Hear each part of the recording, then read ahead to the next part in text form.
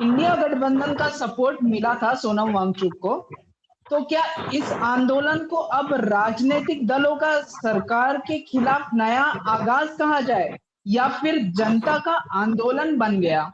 Bank, क्या लग रहा है आपको? नहीं, सार्थक, आपने सही कहा कि यह अब जनता का आंदोलन बन गया। राहुल गांधी यही बात कहते थे सार्थक, काफी समय से उनको हम लोग फॉलो कर रहे हैं। राहुल गांधी के हर एक मूवमेंट को हम लोग बहुत अच्छी तरह से फॉलो करते हैं, कांग्रेस के मूवमेंट को। चूंकि हम लोग का कर्तव्य होता है कि विपक्ष का कोई नेता अगर देश के लोकतंत्र और संविधान की बात करे और सरकार लोकतंत्र और संविधान को लेकर के गंभीर नहीं है, तो एक पत्रकार की वजह से उस विपक्ष के उस आवाज को बुलंद करना भी पत्रकार का एक धर्म होता है, जिसको क्या नाम है हम लोगों ने बड़ी उससे निभाया, उसके निभाने का हर भरपूर कोशिश किया।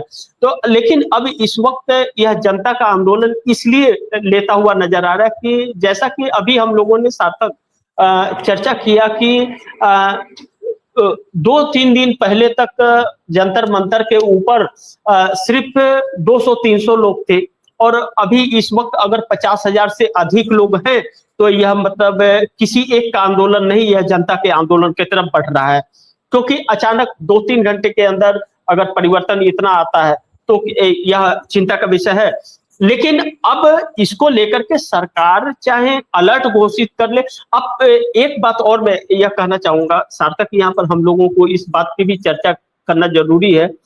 2 चीजें नई देखने को मिल रही है इस आंदोलन में, जो इस देश की दिशा को बदल सकती है। एक तरफ सत्ता में मोदी सरकार एक अलग प्लानिंग में थी। 20 तारीख को पार्लियामेंट सेशन होगा तो इंडिया गठबंधन के घटक दलों को तोड़ करके 362 सांसदों को इकट्ठा कर रही थी, delimitation, one nation one election के लिए। और दूसरे तरफ जनता के साथ में अत्याचार हो रहा था, छात्रों के भविष्य के साथ खिलवाड़ हो रहा था।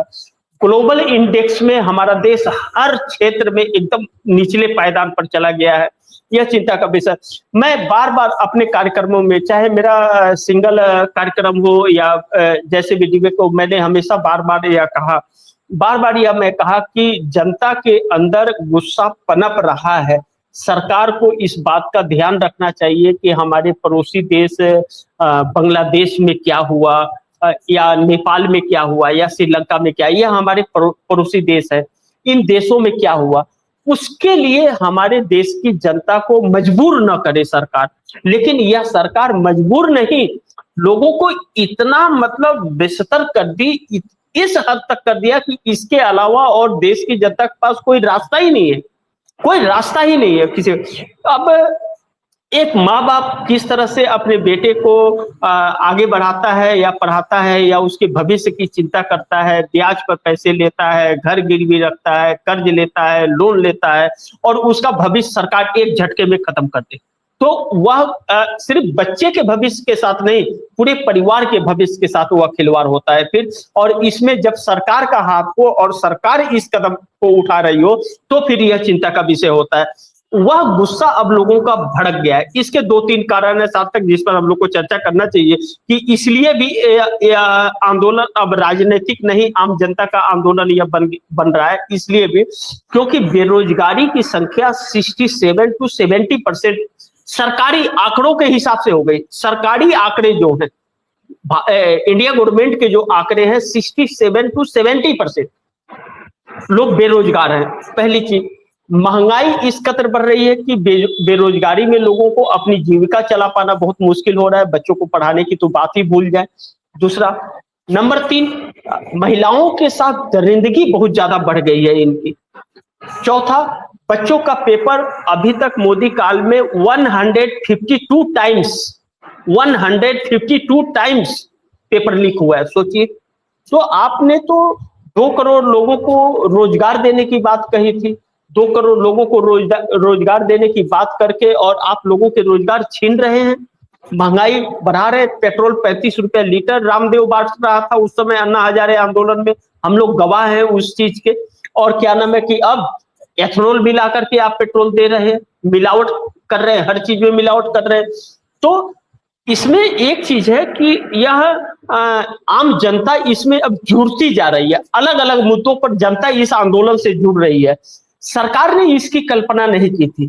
अब पूरी रात सरकार सो नहीं पाएगी और इसके सॉल्यूशन इसके पास अब इतनी आसानी से नहीं होगा, क्योंकि अब धर्मेंद्र प्रधान का इस्तीफा दिला भी दे तो अब मानने वाले लोग नहीं है। अब तो सरकार नहीं चाहिए, यह बात निकल गई है। और दूसरा एक बड़ी महत्वपूर्ण, जेल भरो आंदोलन की शुरुआत होने जा रही है। जेल भरो आंदोलन की शुरुआत होने जा रही है और इसकी शुरुआत कांग्रेस करने जा रही है। इस तरह की खबरें आ रही हैं। अभी इस बात की पुष्टि नहीं की जा सकती है, लेकिन अंदर से यह खबरें निकल रही है कि जेल भरो आंदोलन की तैयारी चल रही है और इसमें कांग्रेस हर राज्य में अपने यूथ कांग्रेस को, NSUI जो है छात्र संगठन और कांग्रेस के कार्यकर्ता, यह सब अब जेल भरो आंदोलन की तरफ अब कदम बढ़ाते हुए नजर आ रहे हैं। और मुझे लगता है कि जिसके लिए यह आंदोलन जंतर मंतर से हो रहा था, कांग्रेस उसी आंदोलन को कई महीनों से कर रही है। कई राज्यों में इतना मतलब कांग्रेस कार्यकर्ताओं के ऊपर लाठीचार्ज हो रहा था, फिर भी टीवी चैनल वालों ने दिखाया नहीं, वाटर कैनन चल रहा था, हम लोगों ने कई बार उसका जिक्र भी किया। तो अब यह अलग प्रारूप ले रहा है। जब अब अलग प्रारूप ले रहा है तो 85 शहरों में कांग्रेस का आंदोलन चल रहा था और जब यह जन आंदोलन में बदल रहा है तो उन 85 शहरों में कांग्रेस पूरी तरह से तैयार है आंदोलन का रूप लेकर के। अब वह सिर्फ सड़कों पर दिखने वाली है, तो वह इस सरकार के लिए भारी पड़ेगा। दूसरा इसमें महत्वपूर्ण है कि आपने कहा कि इंडिया गठबंधन का सपोर्ट मिला था सोनम वांगचुक को। इंडिया गठबंधन के हर पार्टी के नेता वहां गए हुए थे। बड़े नेता न गए, लेकिन पार्टी के बड़ी महत्वपूर्ण नेता वहां पर पहुंचे थे सोनम वांगचुक के लिए। यहाँ सोनम वांगचुक को सपोर्ट मिला, लेकिन अब सोनम वांगचुक को जिस तरह से ले जाया गया है उस तरह से अब विपक्षी दल इसको मतलब किस तरह से लेते हैं। आज पहली बार राहुल गांधी ने भी इस पर ट्वीट किया है सोनम वांगचुक पर और अपनी चिंता जताई है। हम लोगों ने पिछले दिनों सार्थक चर्चा किया था कि सोनम वांगचुक के पिता लद्दाख के अंदर अनशन पर बैठे थे, तो इंदिरा गांधी उस समय प्राइम मिनिस्टर थी, वह जाकर के उनके अनशन को तुड़वाई थी, उनकी मांग भी पूरी की। बहुत एक कश्मीर का मुद्दा था हुआ, लेकिन यहाँ पर सरकार शिक्षा मंत्री के इस्तीफे पर नकारा मंत्री को, चोर मंत्री को इस्तीफा तक नहीं ले रहे, क्योंकि वजह है कि पूरी सरकार चोर है, पूरे डकैत लोग भरे हुए हैं इसमें। और यह मैं नहीं कर रहा हूं, भारतीय जनता पार्टी के लोग कर रहे हैं, भारतीय जनता पार्टी के लोग कर रहे हैं। कौन कर रहा है मैं आपको उदाहरण के तौर पे नहीं, मैं पूरे पुख्ते सबूत के साथ यह बात कह रहा हूं कि भारतीय जनता पार्टी अटल बिहारी वाजपेयी के वक्त वित्त मंत्री और विदेश मंत्री रहे यशवंत सिन्हा कह रहे हैं कि इस सरकार में सब डकैत बैठे हैं, इनको जल्द से जल्द हटा करके फेंकना चाहिए और देश की जनता को सड़क पर आना चाहिए। कोई विपक्ष की छोड़ दीजिए, हम लोगों की छोड़ दीजिए, इन्हीं के वरिष्ठ नेता कह रहे हैं, इन्हीं भाजपा के ही वरिष्ठ नेताओं का यह मानना है। तो अब यह इंडिया गठबंधन अब भी न संभला, अब भी अगर सड़क पर नहीं आया, तो ऐसे निकम्मों की देश को जरूरत नहीं है, ऐसे निकम्मे नेताओं की देश को जरूरत नहीं है जो युवाओं के साथ न खड़ा हो सके, जो महिलाओं के साथ यह दरिंदगी करते हैं उनके साथ न खड़ा हो सके। तो लानत है ऐसी नेताओं पर और ऐसी सरकार पर। और दूसरी एक बड़ी महत्वपूर्ण बिंदु मैं कहूंगा सार्थक कि इस वक्त 53 सांसद इस सरकार को समर्थन दे रहे हैं एनडीए गठबंधन के। अगर इन लोगों ने समय रहते ही अभी सबक नहीं लिया और इस सरकार का साथ नहीं छोड़ा, तो इन लोगों का वह हाल होगा कि यही जनता इन लोगों को दौड़ा दौड़ा करके पीटेगी, जैसे नेपाल और बांग्लादेश में पीटा गया था। तो इन लोगों को भी सबक लेना चाहिए, क्योंकि अब यह आग भड़क चुकी है और यह देश का आंदोलन बन गया है। अब पूरे देश में अब यह आंदोलन कम नहीं होने वाला है, किसी भी कीमत पर यह कम नहीं होगा। यह मैं पूरे विश्वास के साथ अपने आकलन और उन सभी आज तक जो आंदोलन हुए हैं उसके आधार पर कह रहा हूं कि अब यह आंदोलन कम नहीं होगा, बल्कि हर राज्य में यह आंदोलन चलेगा और इस सरकार का इस्तीफा 100% होगा आने वाले वक्त में। आप देख लीजिएगा, राहुल गांधी की कही हुई बातें एक बार फिर सच होने जा रही है। अब पीएमओ के अंदर बैठक करे, हड़कंप करे, मोदी उल्टा लट जाए, कुछ भी कर ले मोदी, इस आंदोलन को रोक पाना उनका षड्यंत्र काम नहीं करेगा। सरकार ने बहुत बड़ी गलती कर दी धर्मेंद्र प्रधान का इस्तीफा न लेकर के। अब धर्मेंद्र प्रधान का इस्तीफा लेने से भी काम नहीं आएगा।